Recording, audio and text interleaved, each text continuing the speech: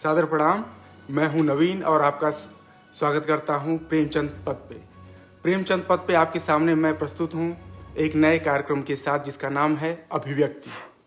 अभिव्यक्ति में एक किताब होगी, उस किताब को साकार करने वाले सृजक होंगे और ढेर सारी बातें होंगी किताब के पन्नों के बीच। अभिव्यक्ति का अनावरण आज एक अद्भुत किताब से होने जा रहा है, धरती तेरे कितने रूप। यह एक यात्रा वृत्तांत है। किताब से पहले यह एक निजी डायरी थी। दिन में घूमे फिरे, जो देखा शाम को डायरी के पन्नों पे उतारे, टूटता बदन बिछाया और थकान ओढ़ी सो गए। इस कारण से यह किताब आपको एकदम ताज़ा लगेगी। आपको ऐसा लगेगा कि आप स्वयं उस दिन उस जगह घूम रहे हों। जैसे बच्चन जी की मधुशाला कभी बासी नहीं हुई, वैसे ही धरती तेरे कितने रूप हमेशा हरी रहेगी। इससे पहले इसमें पहली यात्रा 2 अक्टूबर 1989 को शुरू हुई।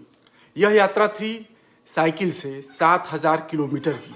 जी हाँ, 7 नहीं, 70 नहीं, 700 किलोमीटर भी नहीं, 7000 किलोमीटर, और वो भी साइकिल से। इतने पुराने समय का भारत देखना हो तो इस टाइम मशीन को ज़रूर पढ़िएगा। यह आपको लगभग 33 बरस पुराने भारत की सैर कराएगी। साइकिल के अलावा ट्रेन और कनाडा की हवाई यात्राएं भी शामिल हैं इसमें। यूँ कहें कि जल थल नभ सबकी सियाहतें इसमें शरीक हैं। तो आइए स्वागत करते हैं उनका, धरती तेरे कितने रूप जिनकी थाती है। तो स्वागत करते हैं अभिव्यक्ति में डॉक्टर राम सुधार सिंह सर का। बहुत बहुत प्रणाम और स्वागत है आपका। तो इससे पहले कि मैं कार्यक्रम आगे बढ़ाऊं, सर को परिचय क्या देना है, सर का एक छोटा औपचारिक परिचय मैं आपके सामने रखना चाहूँगा। सर अपने आप में ही बहुत बड़ी शख्सियत हैं। आप उदय प्रताप कॉलेज वाराणसी के हिंदी विभाग के विभागाध्यक्ष रहे हैं।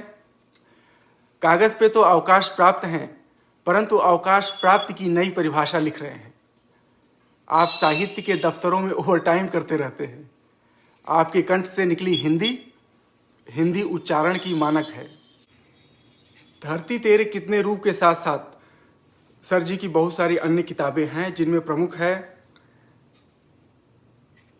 अज्ञेय का काव्यबिंब, भवानी प्रसाद मिश्र का काव्य, फादर कामिल बुल्के हिंदी और भारतीयता के पुजारी, हिंदी साहित्य के विकास में उदय प्रताप कॉलेज का योगदान, ये कुछ प्रमुख किताबें हैं। साथ ही जनपथ और क्षत्रिय मित्र और अन्य कई पत्रिकाओं के सरजी संपादक भी हैं। उत्तर प्रदेश में पूर्वांचल के साहित्यिक मंचों की माइकें आपके स्वरों के बिना गूंगी महसूस करती हैं। सर जी, इससे पहले मैं आपसे कुछ जानूं, दर्शकों को एक निजी बात बताना ज़रूरी समझता हूं।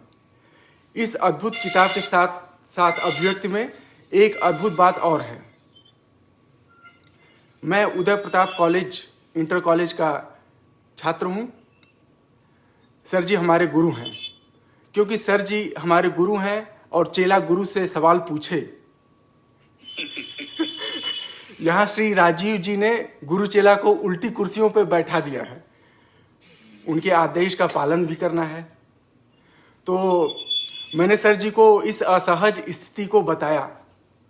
सर जी ने कहा कि क्यों भाई, सवाल क्यों नहीं पूछ सकते हो। तो सर को बहुत बहुत धन्यवाद। सर जी के इस अभयदान से मेरा हौसला तो बढ़ा है, लेकिन आप खुद देखेंगे कि मेरी स्थिति डॉक्टर राजेंद्र प्रसाद जी की कॉपी जांचने वाले उन टीचर से बेहतर नहीं होगी। यहाँ भी examinee is better than the examiner. Sir साहित्य के सूरज, इनके सामने मैं क ख ग घ का जुगनू भी नहीं हूँ। तो सर जी आपका बहुत बहुत स्वागत है। तो इतनी व्यस्तताओं के बाद भी समय निकाल पाने के लिए आपका बहुत बहुत आभार सर। और आज मुझे पता चला है कि आप सुबह से ही घर से निकले हैं और शाम को लगभग 7 बजे वापस आए हैं। तो हमें समय देने के लिए आपका बहुत बहुत आभार। तो मैं शुरुआत करूंगा सबसे पहले आपकी साइकिल यात्रा से। तो साइकिल यात्रा सर ने की थी 7000 किलोमीटर और 60 दिन लगे थे। तो इसमें सर के साथ साथ 10 एनसीसी के छात्र लोग भी थे। तो सर से किताब के बारे में और जानने से पहले मुझे लगता है कि उन छात्र गणों का, उन साहसिक छात्रों का नाम लेना भी उचित रहेगा। तो मैं एक बार नाम पढ़ता हूं सर उनका, उनके सम्मान में। और बहुत अच्छी बात है कि सर ने पुस्तक में पहले ही चलते चलते नाम से है, और इसमें सर ने बकायदा सभी लोगों का, उन 10 लोगों का नाम, उनके विद्यालय, सबको बहुत अच्छे से लिखा है। तो सर कैसे आप उनका लिस्ट रखे थे, कैसे निकाले ये डेटा, यह आंकड़ा आपको कैसे मिला? यह यात्रा जो साइकिल की यात्रा हुई, उस यात्रा के केंद्र में हमारा एनसीसी बटालियन का मुख्यालय रहा। उस समय मैं एनसीसी में था, कंपनी कमांडर के रूप में था। और मुझे ऐसा लगता था कॉलेज में रहते हुए, मैंने यूथ के बीच में काम करते हुए मुझे बार बार ऐसा लगता था कि युवकों के भीतर एक अनंत ऊर्जा का स्रोत है, हम उसे नहीं पहचानते हैं। अध्यापक केवल पुस्तक पढ़ाने तक सीमित नहीं रहना चाहिए। अध्यापक छात्र के व्यक्तित्व को गढ़ता है, इसके लिए जरूरी है कि उनकी शक्ति को पहचाने। इसी के कारण मैं एनसीसी में आया, और मेरा था कि मैं एनसीसी में रहते हुए केवल औपचारिक समय न बिताऊं, कुछ ऐसा करूं जिसने आज तक अगर कोई नहीं कर सका है वो काम मैं कर सकूं। ये मुझे बार बार लगता था। तो उस समय हमारे बटालियन के कमांडिंग ऑफिसर थे कर्नल आर.एस. डोंगे, रमाशंकर डोंगे। तो उन्होंने, उनसे बात करके मैंने प्लानिंग किया कि उत्तर प्रदेश सरकार की तरफ से एक बड़ी साइकिल यात्रा, हम पर्यावरण का संदेश लेकर के निकलें, और यहां से लेकर के और गुजरात तक एक रूट निश्चित किया गया। उस समय पर्यावरण प्रदूषण की समस्या आज है, और आज ही नहीं काफी पहले से है। लोगों को यह संदेश दिया जाए कि हम पानी को शुद्ध कैसे करें, हम पेड़ों को ज्यादा से ज्यादा कैसे लगे जिससे हवा शुद्ध रहे, यह संदेश लेकर के। तो हमारी बटालियन से करीब 8-9 कॉलेज संबद्ध हैं।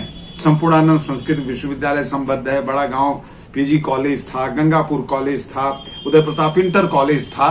तो हर महाविद्यालय से, हर कॉलेज से एक एक छात्रों को सेलेक्ट किया गया जिनके भीतर हिम्मत हो। और आश्चर्य है कि मैं 40 वर्ष का था उस समय, और सभी छात्र 18 से 20 वर्ष के थे, ऊर्जा से भरे हुए थे।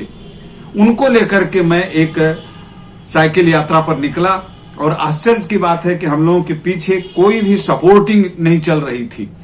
60 दिन की पूरी की यात्रा जो है, सारी गृहस्थी साइकिल के कैरियर पर एक झोले में थी।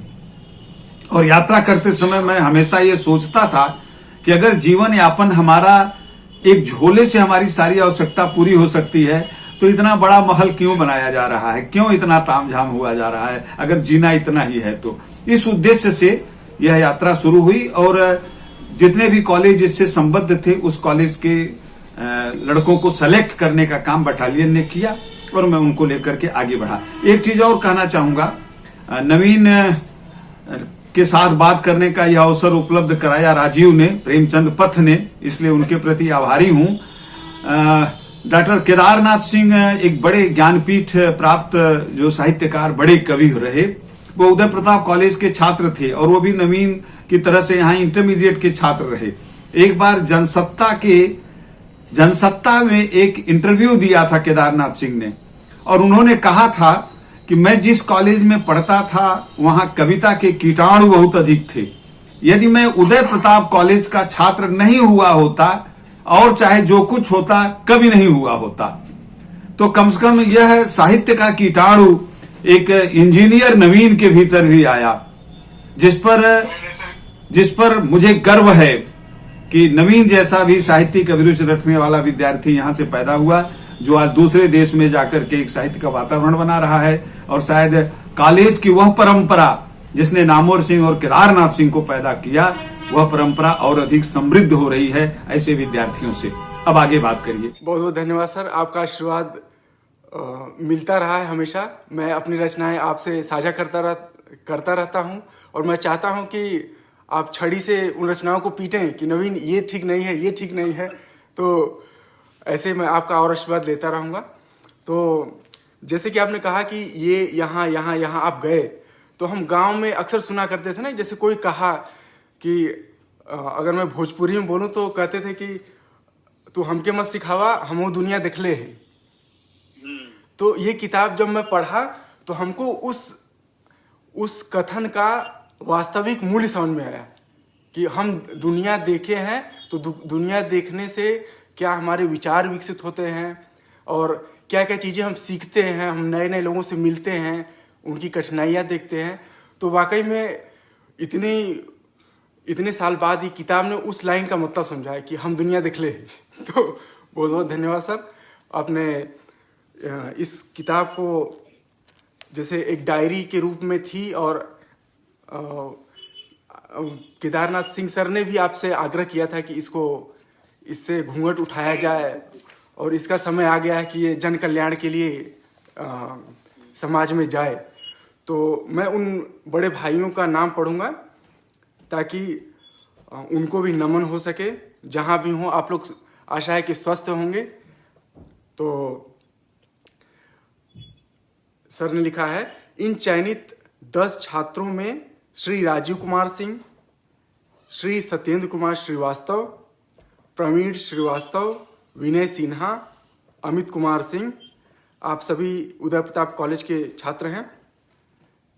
Ashok Prasad, Mahabodhi Sarnath Varanasi, Shri Ranjan Kumar Sharma ji, Sampurnanand Sanskrit Vishwavidyalaya Varanasi, Shri Ramvilas Singh Yadav, Kamlapati Tripathi college Varanasi, Shri Jitendra Kumar Singh, 42 degree college Jalalpur Jaunpur, Shri Ram जन्म, श्री बलदेव डिग्री कॉलेज बड़ा गांव वाराणसी। तो ये कुल 10 छात्र हैं। जब महाबोधि का नाम मैं पढ़ा तो मुझे वो वाकया याद आ गया सर। आप लोग 200 किलोमीटर साइकिल चलाए थे और रात भर साइकिल चलाए। तो वो सर थोड़ा बताइए जो आपके मुख से अच्छा लगे।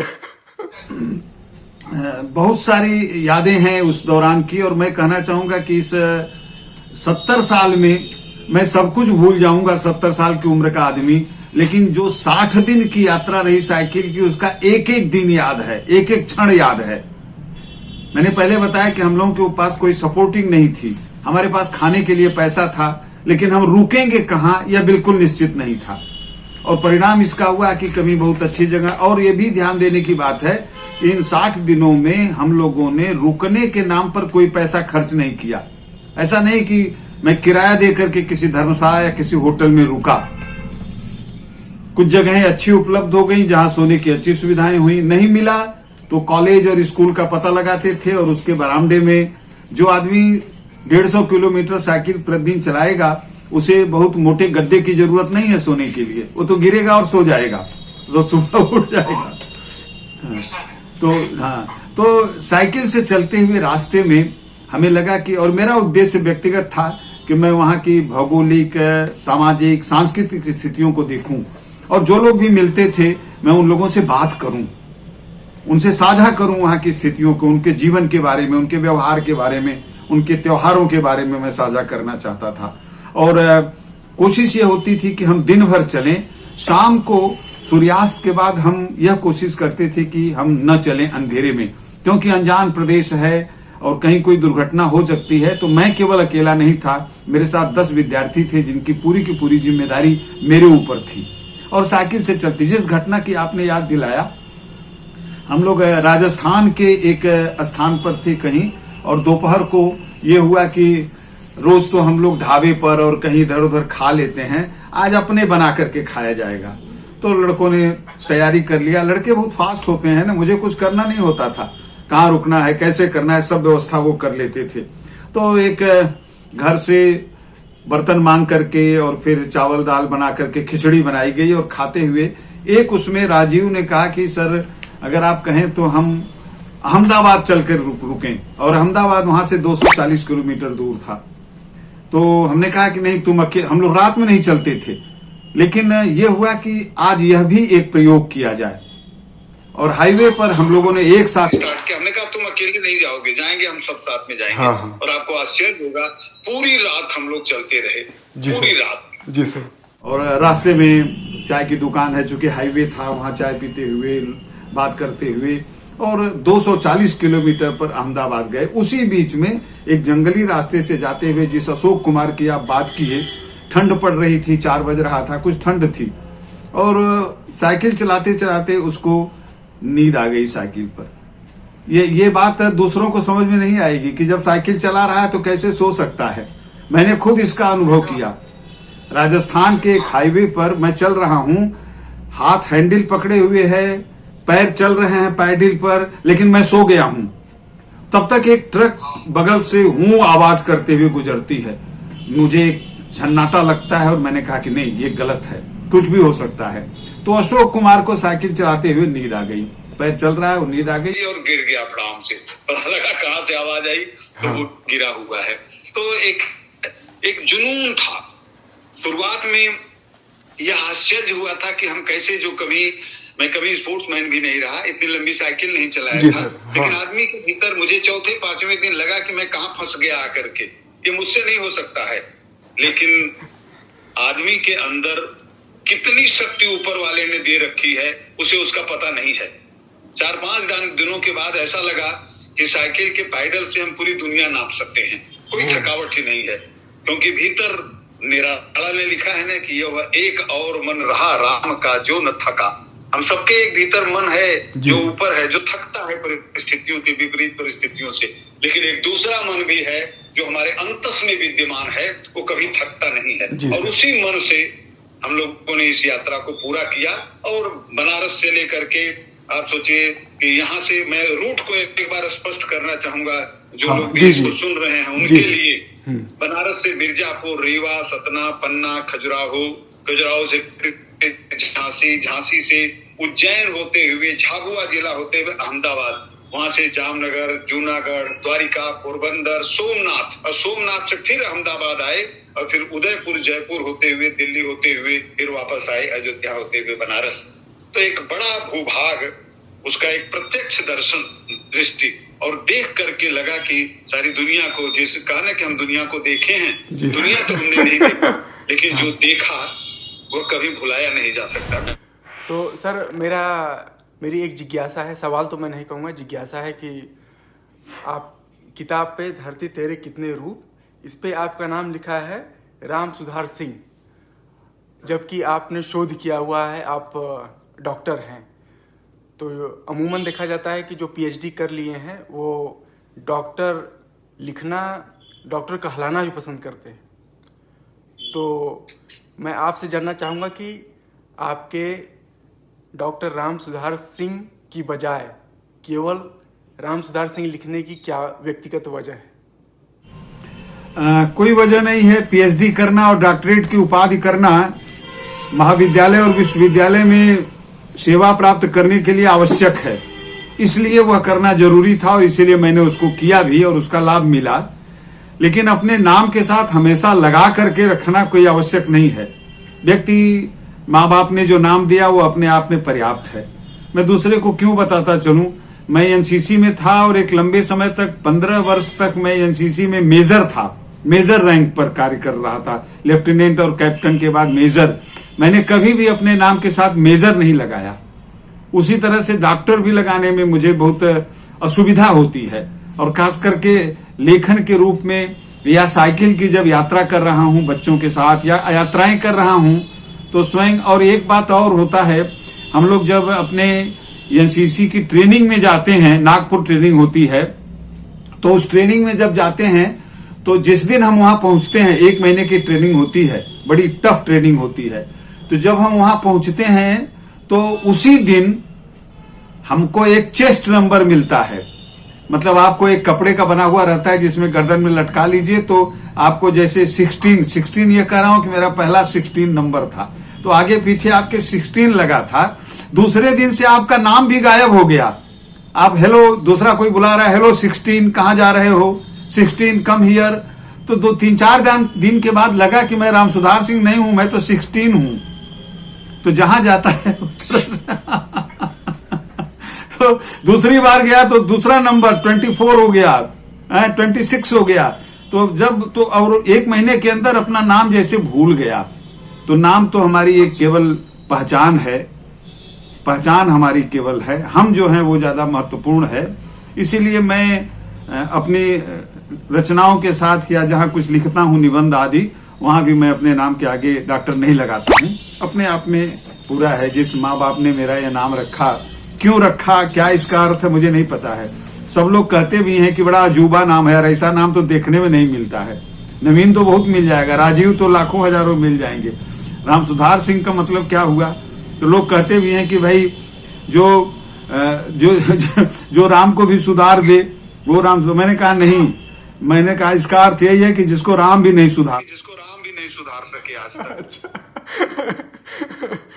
नहीं, ये मुझे जिज्ञासा थी।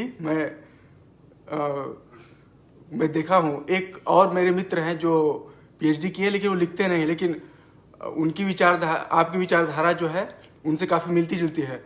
आप जब बोलते हैं, आप जब लिखते हैं, कहते हैं, वो अपने आप में ही काफ़ी है कि आपने शोध किया हुआ है। तो ये किताब पढ़ के भी मुझे लगा कि नहीं, डॉक्टर लिखने की ज़रूरत नहीं रही होगी, लेकिन एक कल्पना के तौर पे मुझे लगा कि शायद गांव में सर से किसी ने कहा होगा कि आप तो डॉक्टर हैं, सुई लगा दीजिए। नहीं, ऐसा भी हुआ है। जब शुरू में मैंने वो किया तो शुरू में गांव में गया तो 1-2 लोग जो तो उन्होंने मुझे डॉक्टर साहब कहा, तो एक आदमी आ गया दवा मांगने के लिए।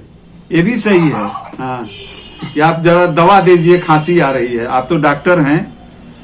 लेकिन बाद में ऐसा नहीं कभी हुआ। बाद में तो सारे लोग जान गए कि ये वो हिंदी वाला डॉक्टर है। हाँ, इसमें व्यक्तिगत है। इसमें जैसे शुरू में लग सकता है कि बहुत मेहनत करके लिए हैं डिग्री, तो एक पहचान के तौर पे शुरुआत की जा सकती है, लेकिन बहुत मतलब सीखने वाली बात है कि आप इन सब चीज़ों से ऊपर उठ चुके हैं। ये काफ़ी दार्शनिक चीज़ है अपने आप में। इसमें एक जिज्ञासा यह है सर कि आप 10 बच्चों को लेके जाते हैं बहुत ही एडवेंचरस साहसिक यात्रा पर। उसमें जोखिम भी थे और छत का ठिकाना नहीं है। कभी आपने विद्यालय में ठहर लिए, कहीं आपने लिखा है कि साइकिल का घेरा बना के सो गए। आपने यह भी लिखा है कि थके हुए आदमी को कोई मतलब ज़रूरत नहीं है। मतलब ये दिखाता है यह भी कि आदमी की ज़रूरतें बहुत कम हैं। जैसे आपने बताया कि 2 महीना साइकिल पर ही एक गठरी में आप लोग जीवन यापन किए। तो मेरा सवाल रहेगा जोखिम से, जैसे आप लोगों ने जोखिम, आपातकाल या इस तरह का कुछ प्रबंध किया था। और दूसरा कि अभिभावकों, माता पिता को कैसे आप लोग मनाए कि आप लेके जा रहे हैं। मुझे पता है उस समय उदय प्रताप कॉलेज के शिक्षक अपने आप में ही अभिभावक हैं, माता पिता जैसे नहीं, माता पिता ही हैं, पूरे संरक्षक रहते हैं। मैं खुद ही वहाँ का छात्र रहा हूँ, मैं महसूस किया हूँ। लेकिन आपसे जानना चाहूँगी उस समय माता पिता उदय प्रताप कॉलेज के ही नहीं, दूसरे स्कूलों से भी भाई साहब लोग थे, तो कैसे वो प्लानिंग कैसे किया आप लोग, किस तरह से उनको कन्विंस किए कि हाँ ये संभव हो सकता है? एक बहुत ही महत्वपूर्ण सवाल है, जोखिम भरा काम था। एक बात और ध्यान देने की है कि जिस समय ये यात्रा हुई थी उस समय मोबाइल की कोई सुविधा नहीं थी। मोबाइल तब तक हम लोगों के हाथ में नहीं आया था। लैंडलाइन फोन भी कुछ लोगों के पास रहा करता था। इसका मतलब कि हम और 10 विद्यार्थी अपने घर से हम वन साइडेड थे। हम पोस्ट कार्ड लिख करके डाल सकते थे जो मेरे घर पहुंच सकता था 1 हफ्ते बाद कि हम ठीक ठाक हैं, लेकिन घर से हमें कोई पोस्ट कार्ड नहीं मिल सकता था। 2 महीने हम लोग अपने घर से पूरी तरह से छूटे हुए थे एकदम। और यह बात हुई कि 2 बार, एक बार 20 दिन के बाद लगभग अहमदाबाद में एक एनसीसी बटालियन से एनसीओ गया। हम लोगों का तय था कि हम इतने दिन तक यहाँ रुकेंगे और अहमदाबाद पहुंचेंगे। वो मिला और फिर लौटते समय आगरा में मिला आदमी जो पैसा देने के लिए, क्योंकि सारा पैसा मैं अपने साथ नहीं ले चल सकता था। उस समय एटीएम आदि की जैसी सुविधा नहीं थी। जो भी कैश था हमें अपने पास रखना था, और अगर पैसा मान लीजिए गायब हो जाए तो हमारे पास 10 विद्यार्थी हैं, हम कहाँ उस जगह पर सबको खिला पाएंगे। यह जोखिम था। तो इसमें मैं यह भी कहना चाहूँगा कि जब आपकी मंशा सही है तो पूरी कायनात आपके साथ रहती है। तो जरूर आप लोग तपस्वी मैं कहूँगा, या जो जोगी बनकर तपस्या की आप लोगों ने, तो पूरी कायनात आप लोगों के साथ थी, जिसने किसी भी जोखिम को जो आने वाले होंगे, अब जैसे महाबोधि के जो भैया थे वो जो गिरे, मतलब उनको कोई चोट नहीं लगी, तो ये मैं कहूँगा जरूर बुद्ध भगवान रहे होंगे वहाँ पे। तो ये है। दूसरा जो आपने पोस्ट कार्ड वाली बात बताई, तो ये किताब पढ़ने के बाद मैंने कुछ लोगों से चर्चा की, तो उन्होंने मुझे बहुत ही रोचक बात बताई कि उस दस्ते में एक भैया थे जो जहाँ जाते थे, जहाँ भी सुविधा उनको मिलती थी, तो वो पोस्ट कार्ड लिख के उनको भेजते थे अपने मित्र को, घर पे नहीं। तो वो उन्होंने जिक्र किया, लिखा, उनका नाम मैं माफ़ी चाहूँगा, मैं भूल रहा हूँ, मैं भी शायद बूढ़ा हो रहा हूँ। तो ये बहुत ही अपने आप में बड़ी बात है कि इतने बड़े दस्ते के साथ आप लोग चले। और एक चीज और नवीन बताना चाहूंगा। जी सर। मैं कभी सोचा भी नहीं था कि वो मेरी डायरी किताब के रूप में प्रकाशित होगी और आपके साथ बातचीत करूंगा, कभी नहीं। मैं दिन भर चलता था, रात में पता लगा कि इतना थक गया हूँ, सोने की जगह नहीं मिली है, पत्थर की पटिया पर बैठना है, लेकिन फिर भी मेरे पास एक कॉपी थी, डायरी थी। मैं जो कुछ भी देखा करता था उसको लिख दिया करता था। कुछ बातें गद्य से आ गई, जहां नहीं हो गई कविता में आ गई बातें, लेकिन लिख लेता था। और यह विश्वास पूर्वक कह रहा हूं कि 30 वर्षों के बाद वही डायरी एज सच प्रकाशित हो गई। उसमें मैंने कुछ नहीं जोड़ा, न कुछ घटाया। तो जो कुछ भी लिखा हुआ था दिन भर का, कोशिश ये करता था कि कोई दिन खाली ना हो जाए। हम दिन में जो भी अनुभव मिल रहा है, उस अनुभव को मैं लिखता जाऊं। मेरा अगला सवाल सर इसी पे रहेगा कि आजकल लिखने के लिए लेखक अपने आपकी बहुत सिफारिश करते हैं, या यूं कहूं कि आडंबर बहुत है लिखने से। शांत माहौल चाहिए, कॉफ़ी होनी चाहिए, चिड़िया चहचहाती होनी चाहिए, और खुला मैदान, ऊपर नीला आसमान। तो आप जो लिखते थे 100 किलोमीटर साइकिल चला के, पूरा मतलब हाथ पैर सब थके हुए हैं, चूर चूर हैं, तो उस समय कलम, इस स्थिति में कलम थाम कर लिख कर सोने जाना, तो आप लोगों को मोटिवेशन क्या था? वो क्या ऊर्जा थी जो आप ये करके ही सोते थे? आपने अभी कहा कि नहीं, लिख कर ही जाते थे, तो वो क्या ऊर्जा थी, क्या मोटिवेशन था जो आप प्रेरित रहते थे कि ये लिख कर ही जाना है? और मुझे पता है कि आपका उस समय, आपने बताया भी कि आपका उद्देश्य नहीं था कि आप इसको प्रकाशित करेंगे। अगर आज मैं जाता हूँ बाहर, तो मैं घूमता हूँ, तो मुझे ये रहता है कि मैं और लोगों को बताऊंगा इसके बारे में, लोग जानकारी करेंगे, तो ये तो मेरा उद्देश्य होगा कि एक ये है। लेकिन आपने ये सब जो किया, ये अपने आप के लिए किया, और ये किताब के रूप में आया बहुत मनाने पे आपको।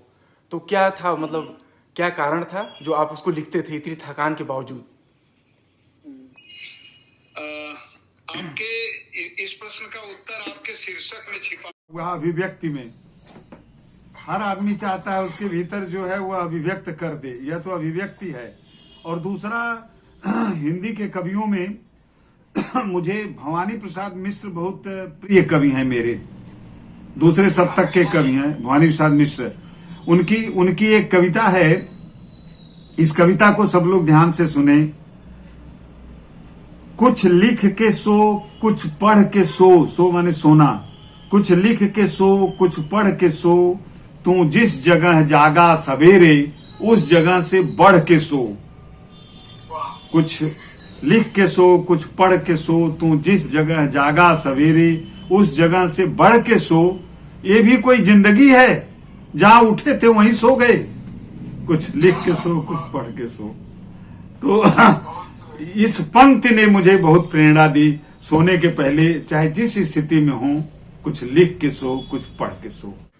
सर, आपने पंक्ति कहा, तो जैसे होता है ना कि कुछ पंक्तियां हमेशा अपने आप में प्रेरणा स्रोत रहती हैं। आप कुछ लोगों के लेक्चर सुनिए, पैसा दे के मोटिवेशनल स्पीकर, सम्मान के साथ मैं कहना चाहूँगा, उनको सुनिए, लेकिन कुछ लाइनें जैसे आपने भवानी प्रसाद जी का कहा, तो ऐसी लाइन जैसे बच्चन जी की एक है, वो मैं दर्शकों के साथ सादर साझा करना चाहूँगा। बच्चन जी की ये लाइन मुझे हमेशा प्रेरित करती रहती है। तो वो लाइन ऐसे है कि अलग अलग पथ बतलाते सब, पर मैं यह बतलाता हूँ। अलग अलग पथ बतलाते सब, पर मैं यह बतलाता हूँ। राह पकड़ तू एक चला चल, पा जाएगा मधुशाला। अगला सर मैं अहमदाबाद में पहुंच रहा हूँ।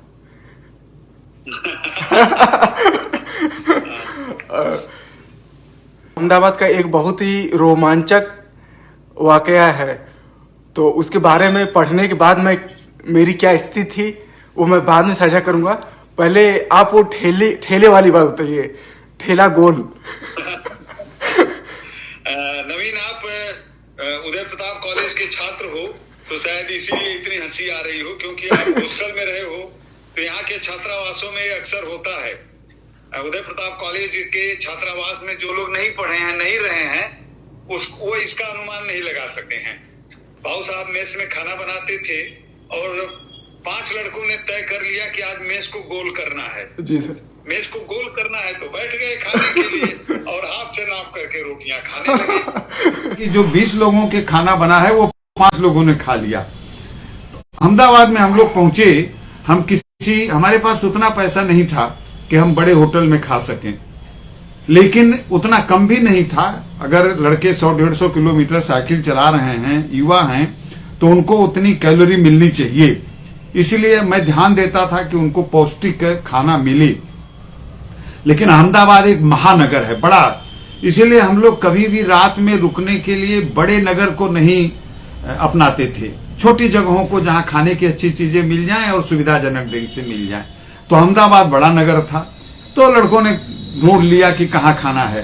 तो सर एक किनारे, एक जहाँ रुके थे थोड़ी दूर पर, एक ठेला वाला पूरा सब्जी रोटी चावल दाल लगाया हुआ था। लड़कों ने वहां जाकर के बात कर लिया कि हमको खाना है, इतने लोग हैं, 10 लोग हैं। तो ये हुआ कि भाई कितने में पर हेड, उसने बता दिया कि कितने में, 25-30, उस समय बहुत रहा होगा, 15 रुपये 20 रुपये एक आदमी को खाने के लिए। ये सब तैयार हो गए और जब 15 रुपये में पेट भर खाना है तो इनका पेट तो बहुत बड़ा हो जाएगा। और ये खाने लगे। जो जितने में वो 50 लोगों का खिलाता उतने में ये 10 खा गए उस दिन। और ये उसको धन्यवाद देते हुए कि भैया बहुत अच्छा खाना खिलाए, कल हम फिर तुम्हारे यहाँ खाएंगे। दूसरे दिन तक दूर दूर तक उस ठेले वाले का पता नहीं था। भाग गया वो, वहां से भाग ही गया वो, अहमदाबाद छोड़ दिया होगा कि कहीं फिर न पकड़ लें सब हमको। अब सर मैं अपना किस्सा बताता हूँ। इसी कॉमेडी शो को हंसना, ठहाके लगाना ये आम बात हो सकती है, लेकिन किसी किताब की 3-4 लाइनें पढ़कर, केवल 3-4 लाइनें पढ़कर हंसना, मतलब ऐसे हंसना कि पूरे मतलब पेट की अतड़ियाँ एकदम मड़ोड़ कर दे। तो मैं अपना बताता हूँ। दोपहर का समय था और लोग, मेरी धर्मपत्नी जी, बेटी, लोग दूसरे कमरे में सो रहे थे। मैं नीचे लेट के ये पढ़ रहा था और मैं आप लोगों से, दर्शकों से मैं पढ़ना चाहूँगा। 3 लाइन है, ज़्यादा नहीं है। तो इसमें यह है कि इतनी शांत से दबे पाँव आपको गुदगुदाना, तो ये मैं आपको पढ़ के सुनाता हूँ, मैं क्या बोलूँ। तो सर जी लिखते हैं, हम अपनी सीमाओं में बड़े होटलों में तो रुक नहीं सकते थे, इसलिए किसी अच्छे ढाबे या साधारण रेस्टोरेंट में खाते थे। अहमदाबाद बड़ा महंगा शहर। लड़कों ने पता लगाया कि कहाँ अच्छा खाना मिल सकता है। तय हुआ कि एक ठेले पर पूरा खाना उपलब्ध है। रेट तय हुआ कि इतने में भरपेट खाना खिलाएंगे। भरपेट पर लड़कों ने प्रतियोगिता कर ली। उस बेचारे को क्या पता कि ये कहाँ के हैं। दूसरे टाइम वह ठेले सहित वहां से गायब थे।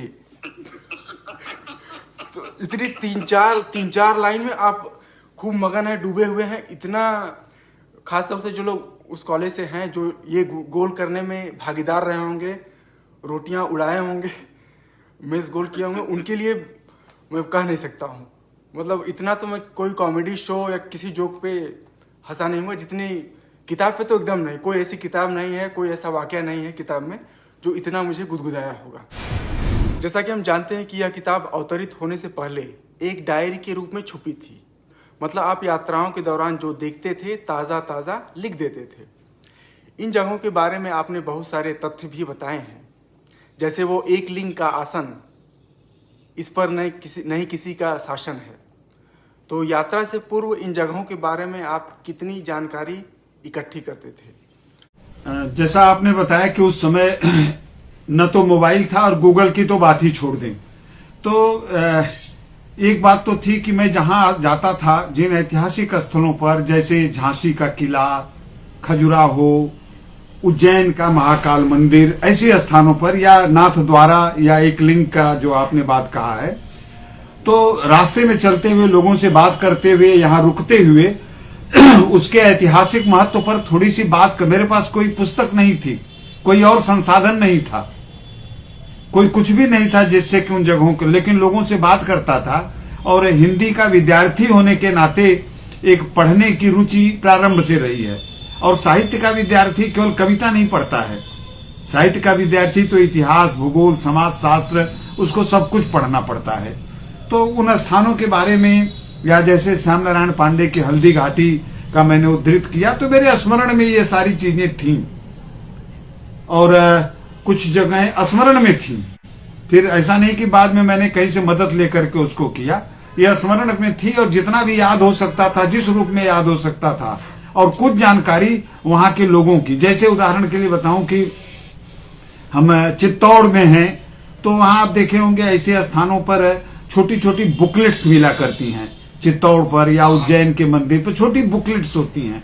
तो मैं देखता था कि अगर किसी बुकलेट में वहां के बारे में थोड़ी जानकारी अगर दी गई है तो उसको मैं ले लेता था, और शाम को जहां रुकता था थोड़ा सा पलट लेता था पन्ना और एक जानकारी प्राप्त कर लेता था। तो लोगों से बातचीत और उन स्थानों पर उपलब्ध छोटी पुस्तिका, उन चीजों से मैंने उन चीजों को उसमें उद्धृत किया है। लोगों से बातचीत में मुझे वो वाकया याद आ गया कि आप उत्तराखंड में गए थे और आपने कहा है कि यहाँ पे पुरुष लोग काम नहीं करते हैं, सारी खेती बाड़ी सब महिलाएं करती हैं। और आपने पूछा भी किन्हीं से पूछा, तो उन्होंने कहा कि इनके मायके से सब गाय भैंसे आई हैं, तो ये अपना देखें, हम लोग क्यों करें। बिल्कुल सही है। ये पहाड़ों की यात्रा का संदर्भ है, साइकिल की यात्रा का नहीं है। इस पुस्तक में साइकिल की यात्रा के साथ जो है वह केदारनाथ ट्रैक है, सांगपिंडारी ट्रैक है, तो इस तरह के पहाड़ों की बहुत साहसिक यात्राओं का संदर्भ है। तो मैंने उत्तराखंड में देखा, एक्चुअली उत्तराखंड में प्रत्येक गांव से युवक जो है वो सेना में हैं। ये अद्भुत बात है। उत्तराखंड के प्रत्येक गांव से युवक जो है वो सेना में भर्ती हैं और घर पर केवल बूढ़े रह गए हैं और उन युवकों की स्त्रियां रह गई हैं। सारा काम उत्तराखंड पहाड़ों पर अगर आप जाइए तो सारा काम, चारा काटना, बैलों को खिलाना, सारा काम महिलाएं कर रही हैं। खेतों में काम महिलाएं कर रही हैं, पुरुष तो घर पर बैठा हुआ है जो बूढ़ा है।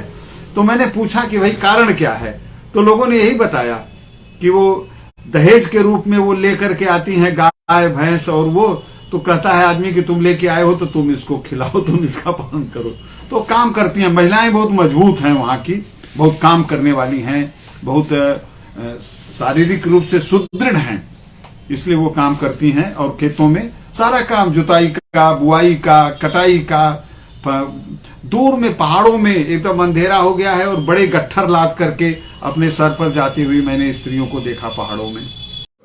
वह तोड़ती पत्थर मुझे याद आ गया।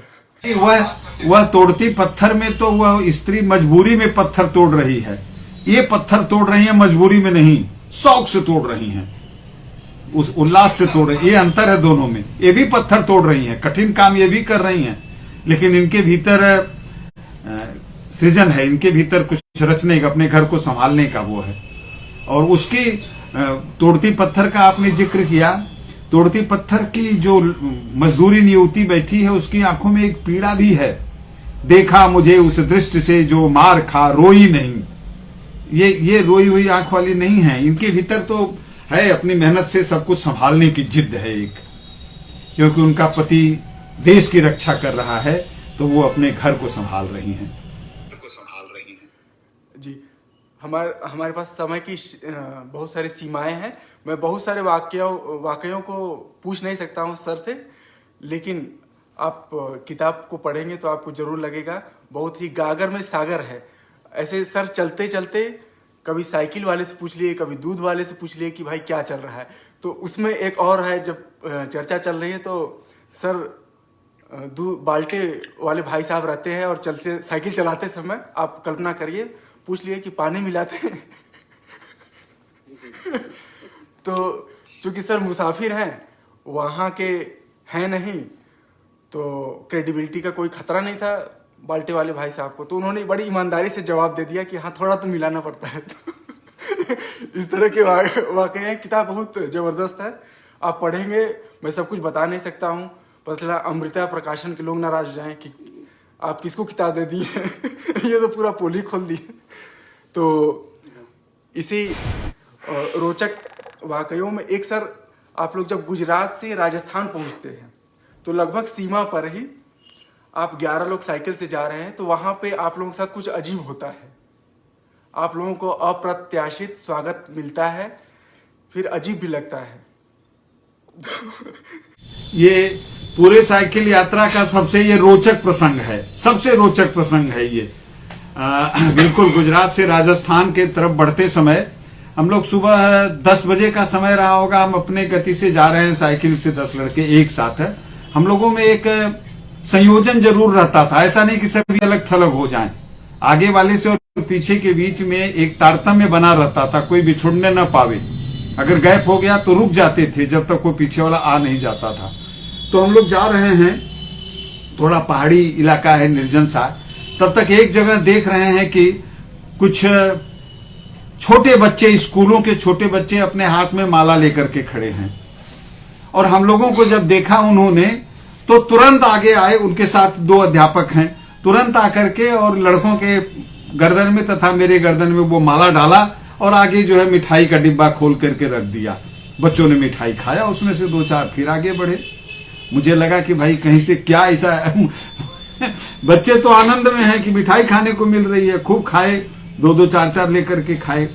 थोड़ी दूर 2 किलोमीटर और बढ़े होंगे तो फिर वही दृश्य आया। 2 अध्यापकों के साथ कुछ प्राइमरी के बच्चे हैं और हम लोगों को देख करके माला गर्दन में डाले और मिठाई के डिब्बा आगे किए।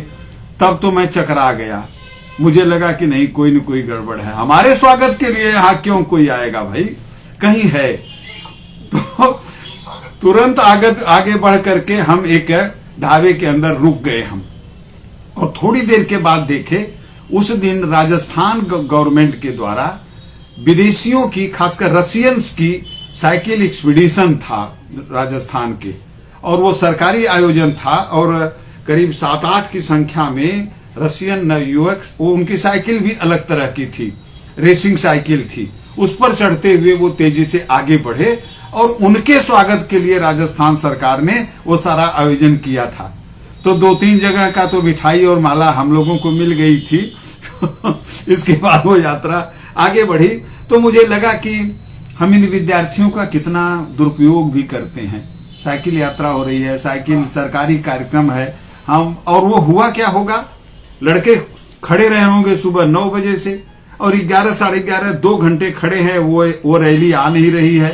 तो जो आ रही है उसी को माला फेंको, मिठाई खिलाओ और घर निकल जाओ। तो उन्होंने अपना काम खत्म किया और 2-3 लड़के हमसे कहने लगे कि सर और आगे चले और मिठाई बढ़िया मिलेगी खाने को। हमने कहा इसके बाद पिटाई मिलेगी, पुलिस के डंडे मिलेंगे, चलो छिप जाओ। तो इस तरह के रोचक प्रसंग बहुत सारे हैं। जी सर, पता चला मिठाई खा ली, पीछे से डीएम साहब भी आ गए चलो मिठाई का पैसा भरो। नहीं, बहुत तो रोचक है, और मैं तो कहूँगा कि ये मतलब कि वास्तव में हुआ है। तो जो भी लोग लिखना चाहेंगे तो इससे बहुत सारा आइडिया आएगा कि किस तरह से हो सकता है वास्तव में, किस तरह से कॉमेडी, ये तो कॉमेडी का कोई चाहे तो हास्य मूवी बना सकता है, इस तरह से रोचक प्रसंग निकाल के। बहुत सारी मूवीज़ बनती हैं जो वास्तविक जीवन से ही प्रेरित हैं, तो ये तो बहुत ही ऐसी बहुत सारी घटनाएं हैं इसमें। तो मैं सर आगे बढ़ूंगा। अब आपकी यात्रा, साइकिल वाली यात्रा जो है वापसी पे है, और आप लोग आते हैं राम जी की जन्मभूमि अयोध्या नगरी में। तो वहाँ भी एक से बढ़कर एक रोचक प्रसंग होते हैं। तो अयोध्या नगरी में आप जब वापस आते हैं आप लोग, तो आपका नाम भी राम है, राम जुड़े हुए हैं, तो राम का नहीं, श्री राम सुधार सर जी का अयोध्या नगरी कैसे स्वागत की थी उस समय? अयोध्या में जो बाबरी मस्जिद का विध्वंस शब्द नहीं कहना चाहता हूं, हटाई गई थी, उसके पहले की हम लोगों की यात्रा थी। तब बाबरी मस्जिद थी उसी रूप में, और हम लोग शाम को पहुंचे, अंधेरा होने को था, और ये विचार कर रहे थे कि हम कहाँ रुकेंगे, कैसे रुकेंगे। रात में रुकना चाहते थे, थोड़ा हम रामलला का दर्शन भी करना चाहते थे और बाबरी मस्जिद का वो स्वरूप भी देखना चाहते थे, लेकिन समय नहीं था क्योंकि सुबह हमें निकलना था। तो सूर्यास्त के बाद हम लोग पहुंचे और संयोग से एक लड़का मिल गया, और मिलने के बाद उसने कहा कि मैं भी सर एनसीसी का कैडेट हूं। तो हम लोगों के लिए तो बहुत सुविधाजनक हो गया। उसने रुकने आदि की व्यवस्था की, और मैंने उससे कहा कि मैं ये दोनों जगहें देखना चाहता हूं। वो मुझे ले गया, और बाबरी मस्जिद के चारों तरफ वह संकट, करीब करीब वह वातावरण तैयार हुआ था 89-90 में। मस्जिद तो गिराई गई 92 में, लेकिन एक वातावरण तैयार था, बड़ी बड़ी फ्लड लाइट्स चली हुई थी। तो मैंने देखा कि वो लड़का, उस लड़के से बहुत सारी मेरी बातचीत हुई उसके बारे में, मैंने दर्शन भी किया। मैंने कहा कि देखो, देश में बड़ा तनाव है इस बाबरी मस्जिद को लेकर के, और एक विशेष पार्टी का है कि हम रामलला मंदिर बनवाएंगे, हम मंदिर को लेकर के तमाम राजनीति भी हो रही है।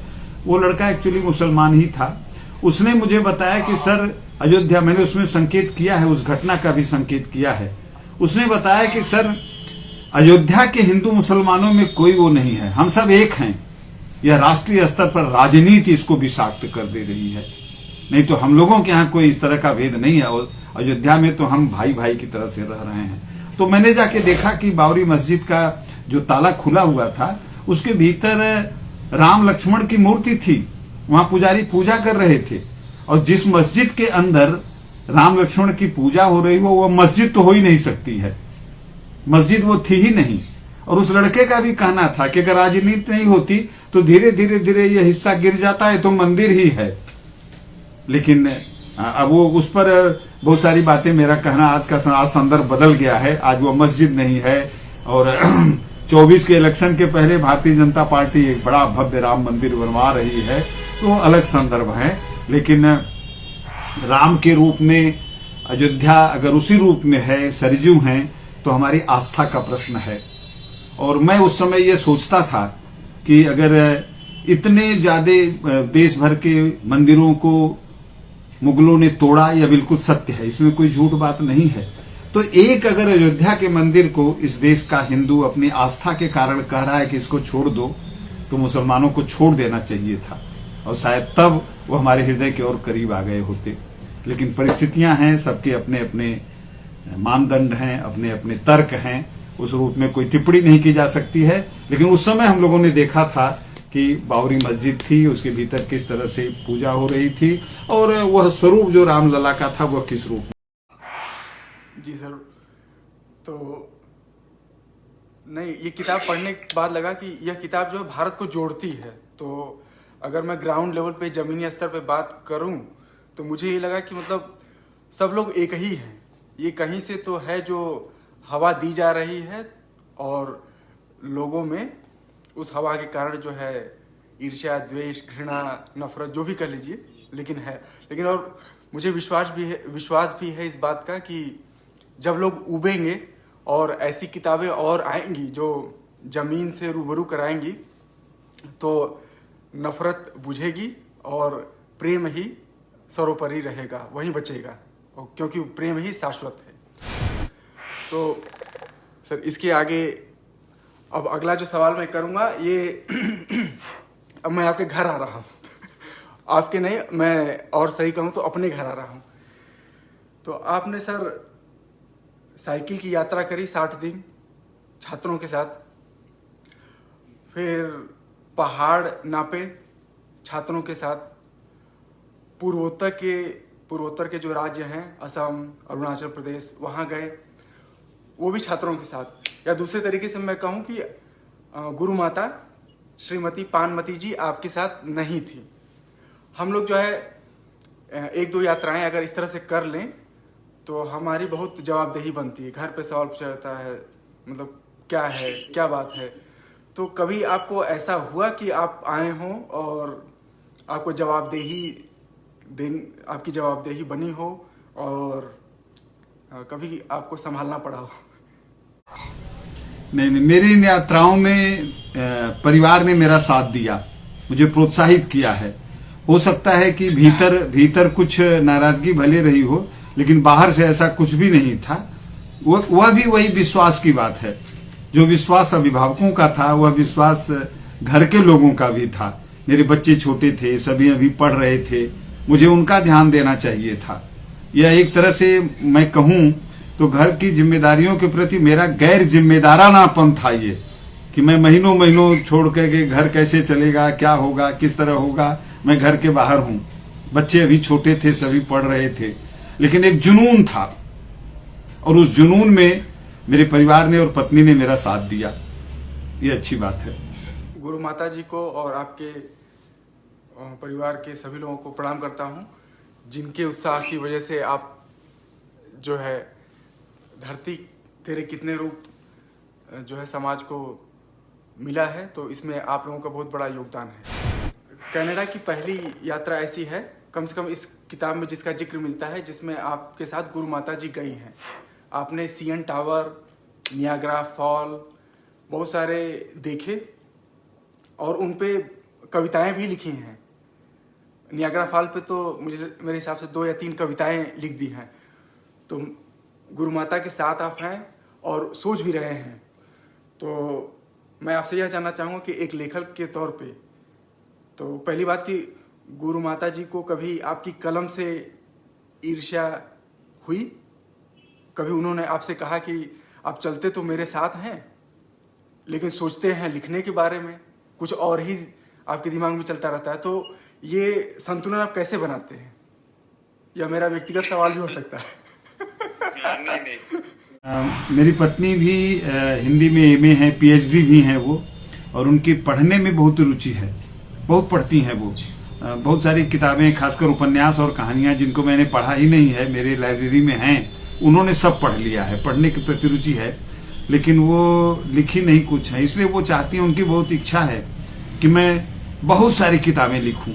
मैं नहीं कर पाता हूं अपनी तमाम तरह की व्यस्तताओं में, लेकिन वो चाहती हैं कि मैं लिखूं, और मैं जो कुछ भी लिखता हूं देख करके उन्हें खुशी मिलती है। इसलिए कलम से ईर्ष्या की कोई बात ही नहीं है अपने। वो चाहती हैं कि मैं और लिखूं और लिखूं और लिखूं। भले घर की पूरी जिम्मेदारी उनके ऊपर है। मेरे पास घर का कोई काम नहीं है, कोई जिम्मेदारी मेरे पास घर की नहीं है, सब उन लोगों को संभालना है। और अब तो और स्थिति ठीक हो गई है, एक बेटे और बहू भी मेरे साथ रह रहे हैं, तो घर की मेरा बस केवल यही काम है, किताब पढ़ो, साहित्य के साथ जियो, और अगर बहुत ही अच्छा हो तो कुछ और लिख डालो। जी सर, तो मैं चाहूँगा कि जितने भी लोग इस बात को देखें सुने, तो वो अपने पार्टनर को, चाहे अगर पति लेखक हो तो धर्मपत्नी जी, और धर्मपत्नी जी लेखिका हों, तो पति का यह कर्तव्य बनता है कि फ्री हैंड दें और उनका सपोर्ट करें। तो ये बहुत ही प्रेरणा लेने वाली बात है गुरु माता जी से।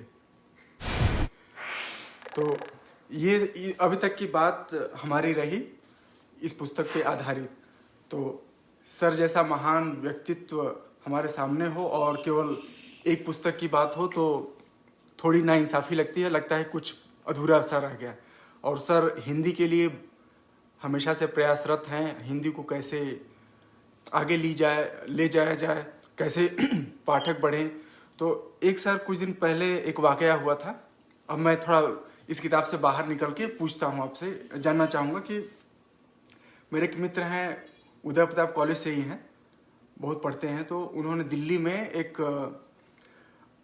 फ़ोटो साझा किया था। तो उस फोटो में लिखा था कि फ़ोटो थी एक बुक स्टोर की। उस बुक स्टोर में किताब का लिखा था कि 200 रुपये प्रति किलो नई किताबें। उसमें हिंदी की ज़्यादातर किताबें थी, अंग्रेजी की भी थी, ऐसा नहीं केवल हिंदी के साथ वो हुआ था। तो मुझे बचपन में याद आ गया कि हम लोग रद्दी बेचते थे, मतलब पढ़ी हुई किताब या रफ जो कॉपियाँ रहती थी, तो एक नई किताब का रद्दी के भाव बिकना। तो इसको मैं ऐसे देखता हूँ कि पठन में लोगों की रुचि कम हुई है। और जब मैं थोड़ा देखा तो आपका एक इंटरव्यू भी, आपका एक साक्षात्कार अमर उजाला में मिला, तो काफ़ी हद तक आपने उसमें कहा भी है कि इसका कारण क्या है।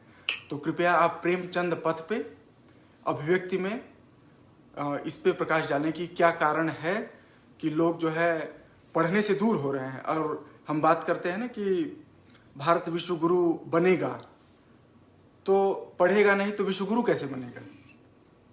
तो क्या कारण है कि हम पढ़ाई से भाग रहे हैं?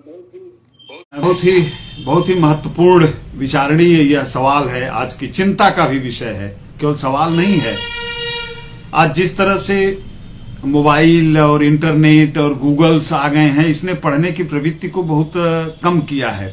और आश्चर्य यह है कि किताबें छप रही हैं, जितनी किताबें कविता संग्रह की, कहानियों की, छपने में किताबों की कमी नहीं है, खूब किताबें आ रही हैं, लेकिन उसके पाठक नहीं हैं।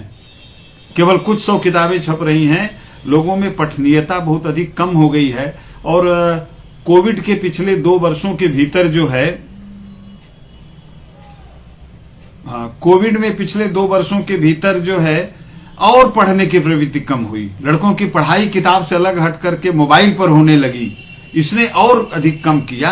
तो हम सब की जिम्मेदारी बनती है, इस पीढ़ी की जिम्मेदारी बन रही है कि हम आने वाली पीढ़ी के भीतर पढ़ने की ललक, पढ़ने की रुचि कैसे विकसित करें, यह शिक्षक की जिम्मेदारी है। और इसके लिए प्रेमचंद पथ और राजीव बड़ा प्रयास कर रहे हैं। प्रेमचंद की कहानियों को पढ़ने के लिए एक वातावरण बनाया जा रहा है। प्रेमचंद रेडियो विकसित करके उन कहानियों को सुने, उन कहानियों को पढ़ें। प्रेमचंद एक ऐसे लेखक हैं जहां से कि हम बहुत कुछ सीख सकते हैं प्रेमचंद को पढ़ करके। और प्रेमचंद पथ और इस अभिव्यक्ति के माध्यम से आप सब लोग मिलकर के एक बड़ा काम कर रहे हैं। इसके लिए हमें बच्चों की पत्रिकाएं जो निकल रही हैं, बालहंस निकल रही है और भी कई पत्रिकाएं निकल रही हैं, बच्चों को पत्रिकाओं को, पुस्तकों को पढ़ने के लिए हम प्रेरित करें और बच्चों को यह सीख दें कि बिना पढ़े हुए हम गहरा अध्ययन नहीं पा सकते हैं। ये गूगल का ज्ञान जो है अधकचरा ज्ञान है। जब हम पढ़ते हैं, एक उपन्यास हम पढ़ रहे हैं, उस उपन्यास के साथ, जैसे आपने इस किताब को पढ़ा तो आपने कहा ना कि हम तो इस किताब अब खुद साइकिल चला रहे हैं साथ साथ में, तो पढ़ने का ये किताब इतनी महत्व पाएगी मैंने नहीं सोचा था। लेकिन अगर एक पाठक इसको महसूस कर रहा है, और दूसरी बात यह है कि लेखक के रूप में भी हम लोगों को ऐसी कविता की किताबें आ रही हैं जिस कविता समझ में नहीं आ रही है। तुलसी की चौपाई लोगों की जुबान पर क्यों है? क्यों कबीर और तुलसी लोगों की जुबान पर हैं? और आज के किसी कवि की 2 लाइन पूछिए, लोगों को नहीं पता है। तो लेखक की भी यह जिम्मेदारी बनती है कि ऐसा लिखे कि वह सामान्य पाठक को अपने साथ जोड़ सके। अगर ऐसा लेखन होगा और हम बच्चों को प्रोत्साहित करेंगे, और सचमुच बिना अध्ययन के आश्चर्य होता है। आज के 50-100 साल पहले, ज्यादा पहले की बात छोड़ दीजिए, उन लोगों ने जो काम किया है, जब ये कटपेस्ट नहीं था, कटपेस्ट कल्चर नहीं विकसित हुई थी, जितना गहन काम आचार्य रामचंद्र शुक्ल ने, रामविलास शर्मा ने जितना बड़ा काम किया है, वह काम केवल पढ़ने से आ सकता है। फिर मैं भवानी प्रसाद मिश्र की वही ये बताना होगा कि कुछ पढ़ के सो, कुछ लिख के सो। नहीं, बहुत गहरी बात बताई आपने। और मैं यह भी कहना चाहूँगा कि जो हम कहते हैं कि भारत को विकसित करना है, भारत को विकसित करना है, तो भारत विकसित होगा किताबों से। भारत विकसित नहीं होगा कि हम फेसबुक का ज्ञान है, व्हाट्सएप का ज्ञान है, उससे हम अपने आप को ज्ञानी कहें। और सौभाग्यवश मैं कुछ देख पाया हूँ, तो वहाँ पर मुझे यही लगा है कि जो भी विकसित देश हैं वो पढ़ते बहुत हैं। वहाँ ऐसा वातावरण तैयार किया गया है, पुस्तकालय है, आप घर से निकलिए 100 मीटर के दूरी पे पुस्तकालय, सरकारी और निःशुल्क, फ्री। तो ऐसे पुस्तकालय हम, तो उनको पता है कि अब जैसे उदाहरण तौर पे सर दक्षिण कोरिया है, तो वहाँ मतलब उन लोगों का जो पावर हाउस है, उन लोगों का जो रोजी रोटी है, वो भोजन का सोर्स है, वो पढ़ाई ही है। वो रिसर्च करते हैं, टेक्नोलॉजी डेवलप करते हैं, तो वो पढ़ेंगे नहीं तो भूखे रहेंगे। वहाँ इतने पहाड़ हैं, 80%, अगर मैं करेक्ट डेटा बताऊं तो 72% वहाँ पठार हैं। और पठार की जब बात आती है, तो इसमें आपने भी लिखा है कि जब राजस्थान में आप लोग पहुँचते हैं, पहाड़ों को देखते हैं, चढ़ाई है, तो आप लिखते हैं कि कठिनाइयों से ही आदमी मजबूत होता है। राजस्थान की धरती ही महाराणा प्रताप और राणा सांगा को पैदा कर सकती है। तो मतलब उससे लोग क्या है इम्प्रूव कर रहे हैं और पढ़ने पे फोकस कर रहे हैं, लेकिन हमारी तरफ मुझे भी एहसास होता है कि अपने यहाँ कम है। तो जैसा कि सर ने बताया, तो इसका पूरा फ़ायदा उठाएं, पढ़ने पे ध्यान दें। और सर ने प्रेमचंद जी का जिक्र किया, तो मेरा आखिरी सवाल सर से ये रहेगा कि आज के समय में अगर आपको कहा जाए कि ये लीजिए प्रेमचंद की कलम है, ये प्रेमचंद की कलम है और आपको किसी लेखक को देना है, तो उस लेखक में किस तरह की विचारधारा होनी चाहिए, उसकी सोच और उसकी समझ, आज के जो मुद्दे हैं वो किस तरह से उसको अप्रोच करना चाहिए उस लेखक को?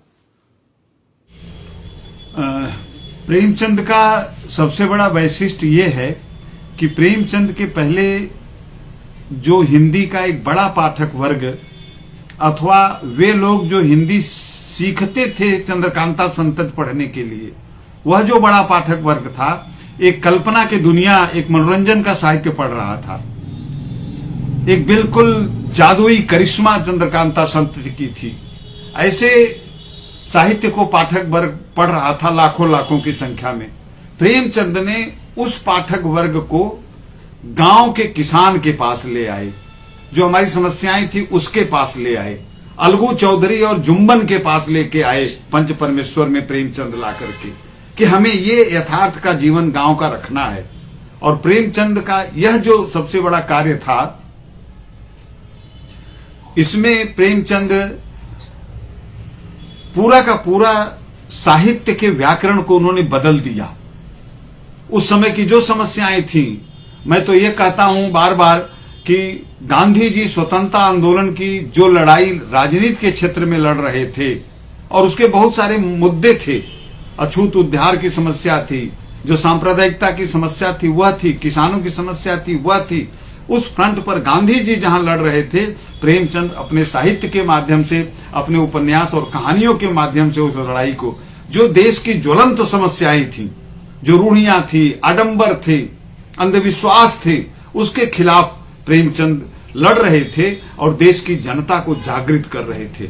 आज वही लेखक हमारे लिए श्रद्धेय और मान्य हो सकता है जो कल्पना की दुनिया को छोड़ करके कुछ ऐसा लिखे जो देश की समस्याओं के प्रति पाठक को जागरूक कर सके, उसके अपने कर्तव्य का बोध दिला सके। प्रेमचंद ने एक राजपथ बनाया है लेखन का। उस राजपथ पर जो लेखक चलेगा उसके हाथ में मैं कलम देना चाहूंगा प्रेमचंद की। बहुत बहुत धन्यवाद सर, आपसे बहुत सारी जानकारी हम लोग लिए। साइकिल की यात्रा हमने देखी, कनाडा की हवाई यात्रा देखी, हम लोग उत्तराखंड में पहाड़ों की भी सैर थोड़ी सी किए, काफ़ी झांकियाँ देखी, एक लिंग का भी दर्शन किए। और सर को हम धन्यवाद देना चाहेंगे कि अपने व्यस्तता के बावजूद सुबह से शाम तक, जैसा मैंने कहा कि आप ओवर टाइम करते रहते हैं, सुबह से शाम तक आपका पता घर पे तो नहीं रहता है, बाहर जरूर होगा कहीं तो किसी मंच पे होगा, मैं कहना चाहूँगा। तो इसके बावजूद भी आपने समय दिया हमको, आप हमारे मार्गदर्शक भी हैं। और मैं यह भी लालचवश कहना चाहूँगा कि ये हमारा आखिरी नहीं है, आपकी और भी बहुत सारी किताबें हम लोग पढ़ेंगे और उस पर भी चर्चा करेंगे। तो समय देने के लिए आपका बहुत बहुत आभार। सादर चरण स्पर्श सर। सादर प्रणाम, बहुत बहुत धन्यवाद। धन्यवाद। इस पूरे जो कार्यक्रम है अभिव्यक्ति, इसका पूरा श्रेय श्री राजीव जी हैं। उन्होंने इसकी शुरुआत करी थी कि हम लोग जो अच्छे लोग लिख रहे हैं उनका केवल काम है डूब के लिखना।